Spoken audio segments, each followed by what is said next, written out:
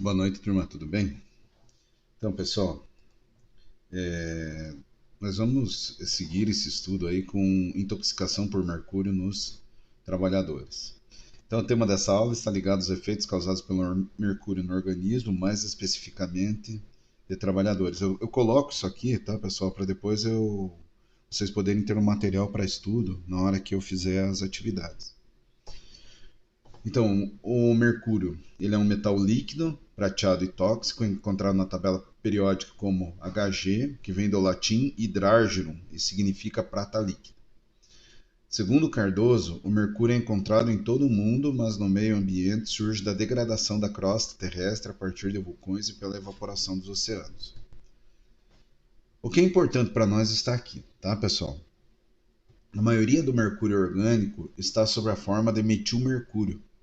Então, o problema é o mercúrio orgânico, tudo bem? Só para vocês terem uma ideia, o pessoal utilizava muito mercúrio em agrotóxicos antigamente, agora está proibido. Mas acontece que o mercúrio ele demora para ser degradado na Terra. Fizeram uma análise da água do Rio dos Patos, que é a água que a gente consome, inclusive, e descobriram, pessoal, que tem alta taxa de contaminação de mercúrio, não só no Rio dos Patos, né? No rio Ivaí todo, tá? Então o rio Ivaí é o rio mais poluído por metal pesado. E a derivação justamente é por causa da questão dos agrotóxicos, por causa da falta de consciência de alguns agricultores de não respeitarem mato ciliar, né? Aquela coisa toda, tá? Ele Esse metilmercúrio, qual que é o problema dele? O mercúrio foi para a natureza, o fitoplâncton, ele vai começar a tentar isolar o mercúrio e vai começar a produzir estruturas orgânicas em torno desse metal pesado. Aí, os peixes eles vão se alimentar desse fitoplâncton, né? Os peixes pequenos. Daí vai ter toda aquela história da cadeia alimentar. Os peixes pequenos se alimentam do fitoplâncton, né? Os peixes grandes vão se alimentar dos peixes pequenos e vai existindo, né, pessoal? Então, um peixe pequeno ele precisa se alimentar de bastante fitoplâncton, de bastante alga lá microscópica, tá? Então ele vai acumular uma grande quantidade de mercúrio, um peixe pequeno. Um peixe grande ele precisa se alimentar de vários peixes pequenos. Então ele vai adicionar ao seu organismo uma grande quantidade de mercúrio. Então, quando você come um peixe grande, né, pescado num rio como o rio Ivaí, por exemplo, você corre um sério risco de estar se alimentando de uma grande quantidade de mercúrio, tá? A maior fonte de metilmercúrio na população em geral é justamente pelo consumo de peixe ou frutos do mar contaminado. Industrialização, né? O mercúrio inorgânico é o que passou a ser utilizado na metalurgia, na produção de chapéus de feltros. A história do chapeleiro maluco, né, que fazia os chapéus e utilizava o mercúrio nas refinarias de petróleo, nas indústrias de cloro-álcalis, nas indústrias de papel, na fabricação de tintas, tá? Então, em todos esses nessa parte industrial vai ter mercúrio de pilhas, de lâmpadas fluorescentes, desinfetantes, equipamentos eletrônicos. Ó, pessoal, tá presente em tudo, né? Equipamentos médicos hospitalares lá para ferir pressão arterial, equipamentos ambientais, né, os barômetros e na agricultura, como fungicida. Então veja só, pessoal, a quantidade de uso do mercúrio aqui, na odontologia com amálgama dentário, aquela restauração que se faz no dente, tá? Então o trabalhador, né, que trabalha em qualquer um desse ramo, em qualquer uma dessas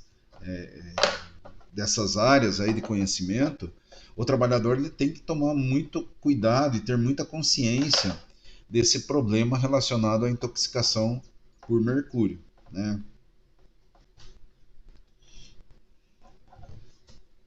Então, quais são os principais sintomas que vão ocorrer no organismo em caso de intoxicação pelo metilmercúrio?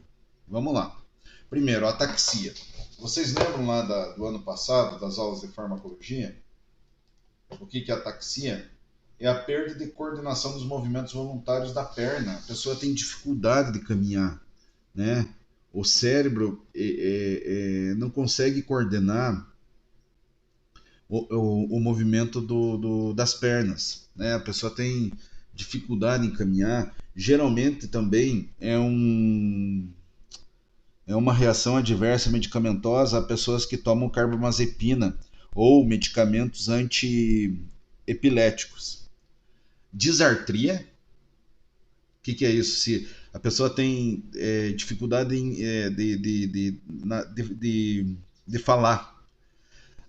Eu não sei se vocês viram, tem um rapaz, eu acho que é do Pinhão, ou do Turvo, não sei bem, que o pessoal fica fazendo piada com ele agora no WhatsApp, o Ed, né, que volta e meia tá aí nos grupos do WhatsApp. Ele tem disartria, tá? Possivelmente ele toma algum medicamento que causa isso aí como reação adversa medicamentosa, né? Não é por causa do chumbo, mas o chumbo causa disartria, tá? Parestesia, perda da sensibilidade das extremidades das mãos e pés e em torno da boca. Então a pessoa perde a sensibilidade. Visão de túnel, constrição do campo visual, né? A pessoa ela parece que está num túnel, ela vê lá no fundo só a claridade. Perde a audição, né?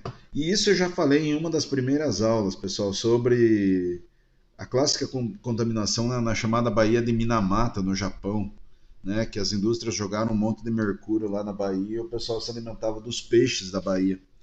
E aí aconteceu, né, de, de várias pessoas ali, né, que moravam nessa baía e se utilizavam dos peixes para se alimentar, desenvolverem, né, uma intoxicação crônica por mercúrio, que é o mercurialismo, né, ou também chamado de hidrargirismo, tá? Então tá aqui, ó. O mercurialismo, quando trabalho, constitui uma síndrome grave, conhecida há séculos como síndrome do eretismo. Então, pro trabalhador, aquela pessoa, né, que está trabalhando lá na indústria e que está utilizando mercúrio, ou na indústria de fungicida, fungicida está proibido agora, né? Eu já falei para vocês, não é mais para ter mercúrio em agrotóxico. Mas para a pessoa que está trabalhando aí numa indústria que tenha mercúrio no seu processo de produção, então, se ela se contaminar, ela pode desenvolver uma síndrome chamada síndrome do eretismo, né?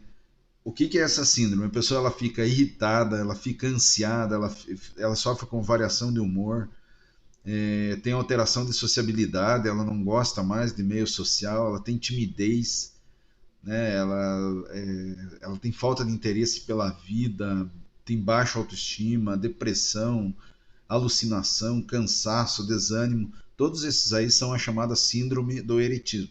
Então, o trabalhador que começa a apresentar esse tipo de coisa, né? E se ele trabalha num ambiente que tenha a mercúrio, então ele pode estar sujeito a essa síndrome aí, ele pode estar intoxicado. Tudo bem? As medidas de prevenção aqui na contaminação por mercúrio, né? Isso aí eu já falei. Antes de colocarmos aqui as medidas, é interessante saber que na agricultura a utilização de fungicidas com mercúrio foi proibida pela portaria número 2, de 6 de janeiro de 1975, revogada e substituída pela portaria número 6, de 29 de abril de 1980. Tá, pessoal, as datas parecem velhas, mas vamos lembrar o seguinte. Vamos lembrar que está proibido desde 1980, mas aqui, principalmente no Paraná, o pessoal ele faz contrabando de agrotóxico do Paraguai, tá?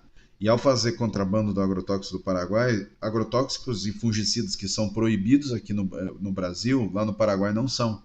Então eles entram e acabam contaminando o solo. Ó, infelizmente a contaminação no solo continua. O mercúrio leva anos para que seja totalmente desintegrado e liberado do solo. Vale ressaltar também sobre a preocupação com o lixo industrial de empresas que descartam na natureza. Então, né, o lixo industrial deve ser tomado várias precauções, né, com ele. Se a gente vai trabalhar numa indústria, tem um setor lá só da questão de lixo para fazer esse processo de separação e tomar muito cuidado. Vamos prestar atenção aqui, turma, no que não se deve fazer no caso da quebra de produtos como termômetros, lâmpadas fluorescentes, neon. Isso aqui é para nós trabalhar com educação, para informar as pessoas. Tá? Nunca a gente pode jogar direto o termômetro quebrado, aquele termômetro que tenha mercúrio, no lixo comum. Tá? Muito menos na rede de esgoto, lá jogar. E dar descarga, né? Pois a substância pode se acumular. Varrer ou usar aspirador de pó, a gente não pode fazer isso. Esses filtros, né, não retêm o líquido, espalhando mais ainda no ambiente. Pisar no local contaminado, que daí dissemina, e daí fica no ambiente lá o mercúrio disseminado no ambiente, ele vai ter mais contato, né, com organismos e que pode sofrer o processo de metilação dele, né, de organometilação. O que devemos fazer? Se o produto quebrou em uma superfície lisa, tem que retirar os pedaços de vidro e pó com um papel e colocar dentro de um recipiente plástico ou de vidro e tampar. Usar fita adesiva para retirar pedaços menores do chão. Todo o material deve ser recolhido em um recipiente, fechar bem, identificar como material contaminado, né? Sempre aquela questão da identificação e do cuidado com o descarte. Quanto aos termômetros, quando quebrar, não tocar no líquido.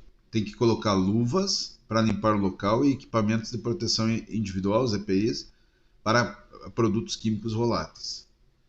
Tá? Se cair em tapetes ou carpê, pode ser utilizado seringa sem agulha, fita crepe ou creme de barbear para grudar nas gotículas de substâncias químicas espalhadas pelo local.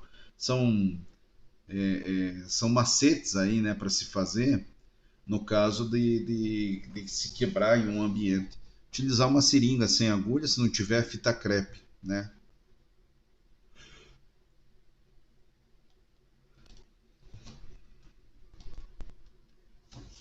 Beleza, pessoal? Então por hoje é isso. Uma boa noite a todos.